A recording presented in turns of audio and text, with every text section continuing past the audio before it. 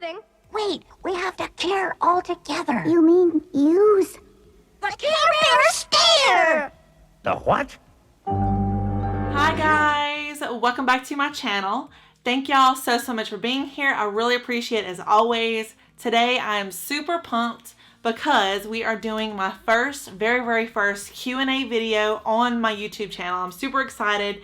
I have a list of questions right here that I'm going to answer, and some of them are really cute and funny, interesting. Some of these bring back a lot of memories, a lot of fun memories, a lot of fond memories. And so yeah, let's get into it. Let's have a good time. Let's get all of this like YouTube drama out of our lives for a little bit and enjoy sitting here, drinking a beverage. I got my Diet Dr. Pepper right here, and have some fun. So what do y'all say? Y'all want to have some fun with me? Let's go. So the first question, I'm just going to kind of go in order here. The first question is, what inspired you to become a makeup artist?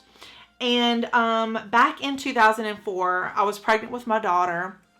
I was working nights at a local hospital, and I had my oldest daughter who has autism, and so that's why I had gone into work nights with her, was because I had my daytime free. I could bring her to speech therapy. I could bring her to occupational therapy.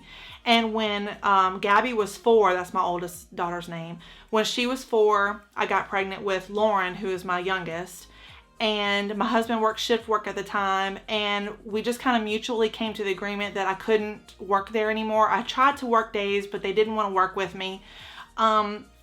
So it just wasn't an option anymore for me to work there. So one day I was sitting at home, I was watching the local news. It was like a 12 o'clock segment or whatever. I had both my daughters with me, and the news lady was talking to a local hair salon owner. And he was talking about how they were looking for local working makeup artists. So you had to be a working makeup artist. And they wanted to sponsor them to go into a portion of makeup that was for movies and TV. So everything was going to be for TV and movies. And you had to submit a portfolio. You had to submit like all this, not credentials per se, but you had to submit pictures of your work. And I was like, oh my God. Okay, how am I going to do this? I only have myself to do, but I ran to Walmart. We didn't even have a Sephora or an Ulta in our area at the time. I ran to Walmart and I bought all kinds of stuff. I came home and I did a ton of different makeup looks on myself. I did like glam makeup. I did special effects makeup. I did all this stuff. It was just things that I had learned from books at the time because YouTube wasn't even a thing then. And so I was like happy with it. I had printed it out at my local Walmart photo center and submitted it to the hair salon that was sponsoring it. And if you won, they were going to send you to, it was a 2-week course to learn about makeup for TV and movies and stuff like that. And they would give you like makeup. I think it was like all Aveda products. So it was makeup and makeup brushes. And they called me and I won. So that's kind of how I got started. And after that, I didn't look back. It was just something that I really loved. I just loved it. It was immediate, just grabbed me and held on to me so tight. And to this day, makeup just holds on to me. I love the way it's so transformative. It makes people feel really good about themselves. I just love the way it makes me feel as a person. And even though I don't do makeup anymore, I quit doing it completely on other people. I'll do it on my kids and stuff like that, neighbors, but I don't do it as a professional anymore mainly because I lost my makeup kits in a natural disaster. I had 2 makeup kits. I had a set bag and I had like a trunk case that I would bring with me. I had like chairs and just the whole bit. And I lost them in a flood in 2016. And it takes a lot of money, a lot of time, a lot of thought to sit there and methodically build a makeup kit for every situation, for every scenario. And I really just don't want to sit there and build another makeup kit. So I don't do it anymore. I just, I've kind of transferred my passion really into doing makeup on camera, talking about makeup on camera, talking about the different things on camera. And that's what I'm happy with right now. Okay, so next question is, this is a lot lighter. If you could be a cartoon character, who would you be? That would be Gargamel. I I love Gargamel. I thought that his laugh was so hilarious. Thank you, vile Smurfs. You have given me just the idea I was looking for. I love the fact that he would cook Smurfs, or try to cook Smurfs. He was always had a cauldron ready to cook a Smurf. He always had a cat, Azrael, always ready to catch a Smurf. And I don't know, I just thought that a Smurf would taste good. I don't know why, but yeah, Gargamel for sure. Gargamel for the win. Second question is, do you like to fold laundry? Yes, I do like to fold laundry. I don't necessarily like folding underwear and socks because that's kind of aggravating. But I like to fold towels because my grandma, back a long time ago, whenever she was teaching me how to fold clothes, she had a certain way of folding her towels. And I could vividly remember her telling me how to do it. And if I didn't do it right, I had to redo it and do it the right way. And so to this day, I love the way towels look when they're folded properly. They look good from every side. And that is something that just kind of resonates with me. It makes me remember her. And I don't know, it's something I really enjoy. All right, next question is, what is your favorite food? And if you know me and we go out to eat somewhere, I'm going to get a hamburger. I love hamburgers. I'm the hamburglar, okay? I love hamburgers. I was a vegetarian for 9 years and missed out on hamburgers. So if I have the opportunity to eat a hamburger, best believe your girl's gonna eat a hamburger. I love them so much. The next question is, how many pairs of shoes do you own? And I had to go check just a few minutes ago, and I put it on this paper because I really wasn't sure. I did a pretty big declutter not long ago, and I donated a lot of shoes. So right now I have 30 pairs of shoes.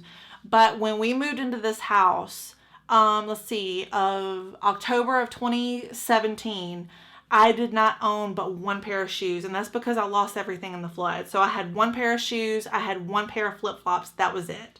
One pair of flip-flops. And so whenever I have the opportunity to make a shoe haul or anything, usually I don't keep them all. I'll keep a couple of them out of the bunch. But if I have the opportunity to go shopping for new shoes, I love it. So the next question is, what was the weirdest event that you have witnessed?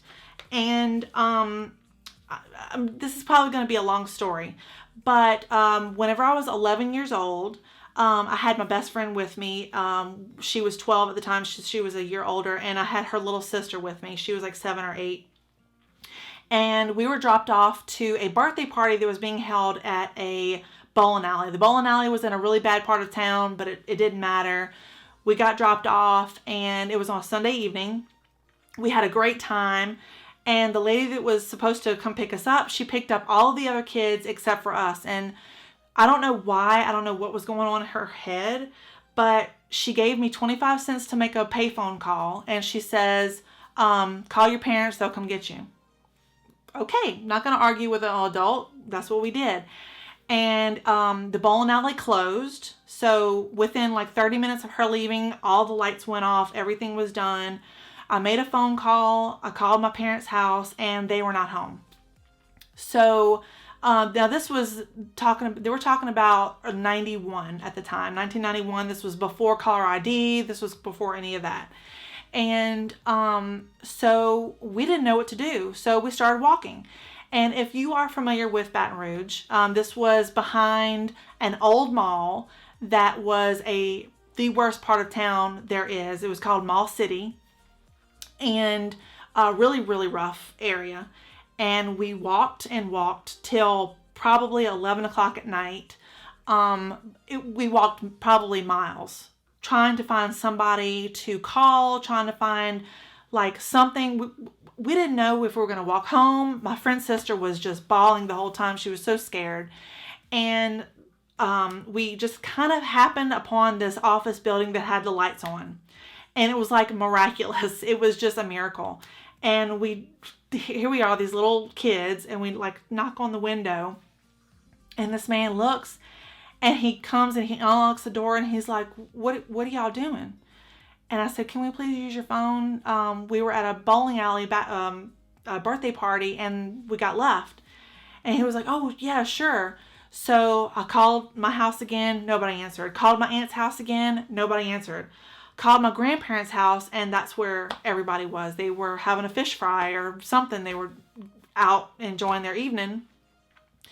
And he talked to my parents. He told them the address, and they came and got me. And let me tell you, they were livid at the lady who had left us there. It was something. It was really something. I'm super glad that we made it out okay. Looking back on it, I never felt scared. I was never worried. Like I said before, I'm the only child. I have always felt like I was independent and a good thinker, like on my feet. And it taught me a lot. I think it taught me to stay cool under pressure. And yeah, it was never traumatizing at all. And yeah, I'm glad that nothing happened. Looking back on it, if it was my kids, oh my God, I would have gone absolute batshit crazy. But, you know, I'm glad that things ended well. Okay, the next one is going to be a doozy. Most embarrassing moment, funny or not funny. Are there any moments in your past that give you the same sick to your stomach feeling, even when you think about it today? Yes, there is. And usually those happen in middle school. So I'm going to elaborate on a little story that happened to me in middle school. We were in 6th grade, and I was sitting 2 places behind my crush. His name was Kern Fontenot. Please don't tag him or anything in this video. Please, please, please. For people who know me, because it would be weird. But yeah, I was sitting behind him in math class, and I had the farts. I had them really bad one day. And I had never like audibly farted in class before. I was always a very good clencher. God. You know, you got a strong sphincter. And so I sneezed one day. I sneezed really loud. And I farted really loud. It was probably a fart that I had been holding like all day. And so I farted while I was sneezing, and to play off the fart sound, I go, which just made matters so worse. I'm turning red. Oh my God. It just made it so much worse because I had to make like I was trying to mimic the sound with my mouth so that people thought that I was making it with my mouth and not my ass. Oh my God.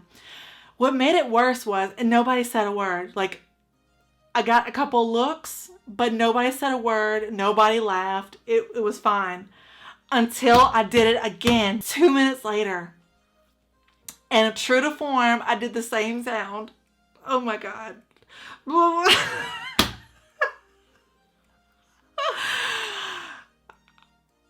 I don't know why I made that sound, but I did.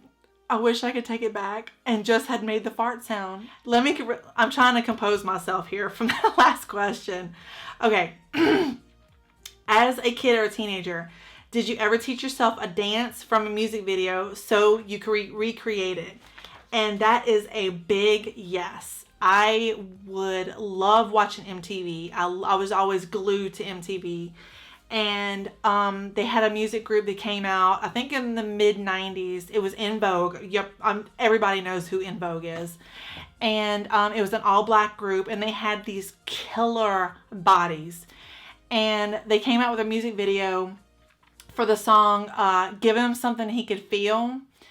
And they had these beautiful, like, hugging red dresses on, and they had these like, seductive movements. I wasn't an aspiring stripper, I promise.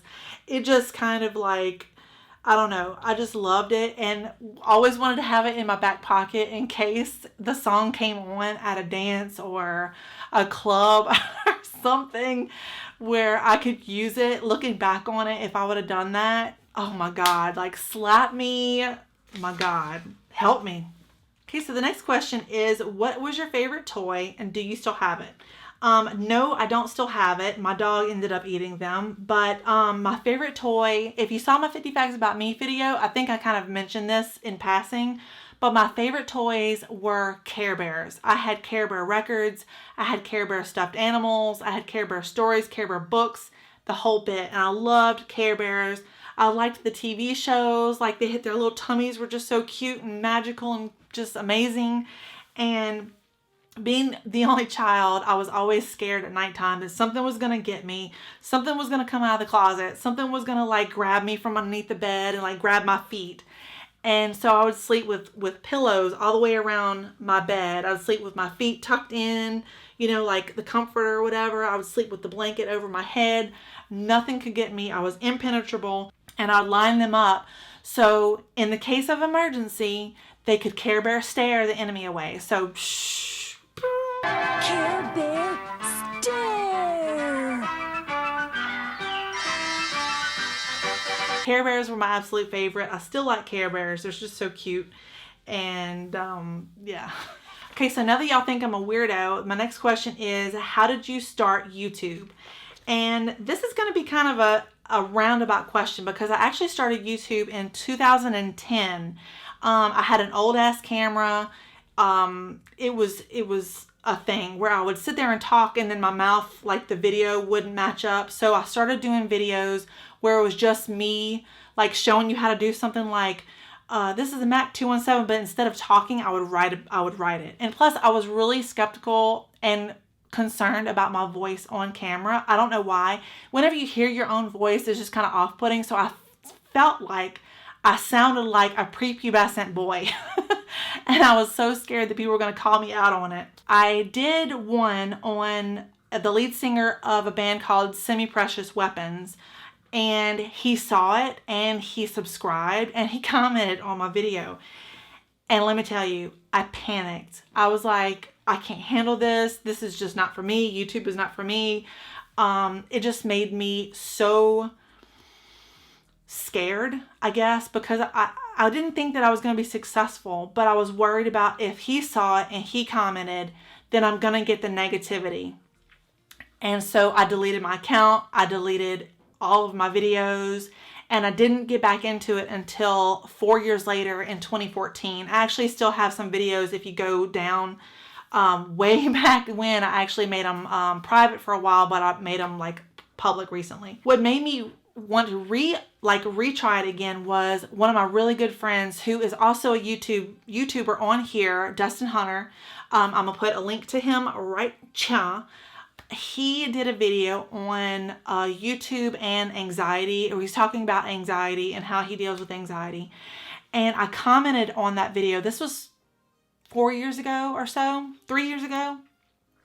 I commented on that video, and he responded, and it helped me out in such a way, because it made me feel like here is another person who is dealing with exactly the same thing that you're dealing with, in exactly the same way you're dealing with. I mean, it's not completely the same. I don't rationalize things the same thing as he rationalized things, and vice versa. But it just made me feel so much better. And so I started trying again. And at first, my videos were very like handsy. So you would just see my hands talking about this palette for sure, Carroty palette. You would see me just talking about that just until I was ready to have my face on camera, because, you know, they got a lot of negativity out there, and I just wasn't ready to hear it until I was ready to hear it. You know what I'm saying? So that's how I got started. The next question is, what part of Louisiana are you from? And I am from a small parish. They use the word parish in Louisiana. They use the word county in other states. But I'm from a small parish called Ascension Parish. And it is south of Baton Rouge, but north of New Orleans. So we live probably like equal distance between New Orleans and Baton Rouge. I mean, there might be like a 10-minute difference between the two. But yeah, it was a small community. Well, it used to be a small community. It's not a small community anymore. But Baton Rouge was, they really don't have a whole lot to offer as far as entertainment goes when it comes to being, you know, a teenager or even an adult. They have malls and movie theaters and that type of thing. But New Orleans was where it's at. If you're looking for entertainment of any sort, if you're looking for the food of any sort, you go into New Orleans to have a good time, because you're guaranteed to have a good time if you're in New Orleans. But yeah, I'm from Ascension Parish, born and raised. All of my family lives there. My roots run deep in the South. So the next question is, what's your favorite blush for yourself? And some of y'all gonna like this answer and some of y'all gonna hate this answer. And I know who's gonna hate it, I know who's gonna like it. ColourPop Super Shock Cheeker in the shade Parallel. This color is so pretty, and if y'all watched a video not that long ago, I can't remember which one it was, where I was talking about I was looking for a pink highlighter, like blush color. This is it. I found this one and it is so glowy and nice. It's so beautiful. And if you follow me on Instagram, you'll know, if you look at pictures, you'll know which one this one is in, because it is just the most glowy, beautiful pink shimmer, like icy pink color there is. So the follow-up question to that one was your favorite guilty pleasure movie, music, and or TV show, including books, magazines, and food if you want, that you think people might judge you for liking. I like old country music. I really enjoy like the old Willie Nelsons, the old like John Denver. Oh my gosh, I have that CD in my car. John Denver, if you're not familiar with him, I think he was really popular in the 70s, kind of folksy country music. And he sings like the song Country Roads, take me home. That one, and he sings a lot about like mountains, Colorado mountains, but I just love the message that he sends. It's just like good, wholesome, sweet, pretty, saying good things, sending positive thoughts out there. He's not being negative anyway. He's not talking about getting drunk. He's not talking about like screwing women and stuff like that, like Hank Williams Jr. and that type of thing. It's just good music, and a lot of people think I'm weird for that, but yeah, John Denver, best of, like look up John Denver classics or John Denver, look him up on YouTube. John Denver 12 Days of Christmas on YouTube.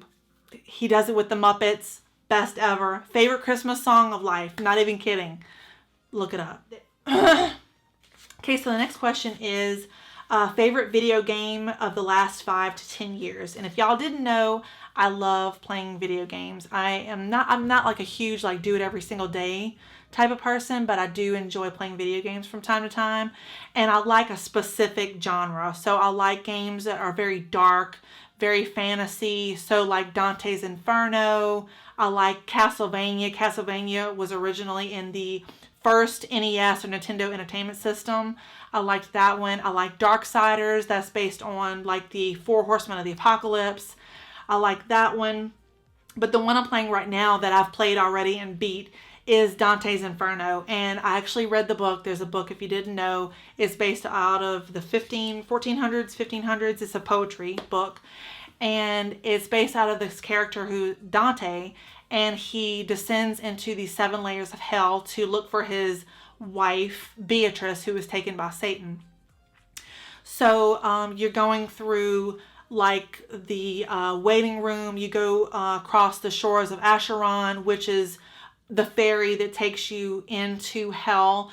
And then you descend through like lust, gluttony, like the 7 deadly sins, if you know what I'm talking about. I like games that have puzzles in them, that have strategy, and I could sit there and I could like pull them apart, figure them out, not necessarily have a strategy guide, but if I need one, it's there. So yeah, I like games like that. Okay, so the final question is, who do you want to be on the Iron Throne? Who do I want to be on the Iron Throne? I want Tyrion to be on the Iron Throne. I think Tyrion is very smart. He's very methodical. He's very kind-hearted. He has a lot of knowledge. He is seems like a very level-headed character in both the book and the TV show. He knows how things work. He knows how politics work. He knows how to please the people. He knows how to kind of keep the balance in a kingdom. And I think that he would be an awesome ruler. His queen, I'm not necessarily really excited about Sansa being a queen, but if it was going to be one, I think that she would be a good one. I know a lot of people have like mixed feelings with her. I think that Tyrion would be an awesome ruler. I think that he's an underdog, and it's somebody who was kicked around. He was kicked around the dirt for so long by his own family, that I think he would have people who love him. I think that he's deserving of it, in my opinion. All right, guys, that's going to do it for this first ever Q&A video. We are done. I am super excited. This was like a really big goal of mine, to have a Q&A video to have people who actually care enough to ask questions. That is pretty cool. And so I'm super excited about it. Thank y'all very, very much for all of the questions. I couldn't have done it without y'all. So, shout out to y'all. So I hope you're having a fantastic day no matter where you are in the world. And I'll be seeing y'all very, very soon. Bye. You need to be taught a lesson about caring. Care Bears, get ready to care. Prepare to stare.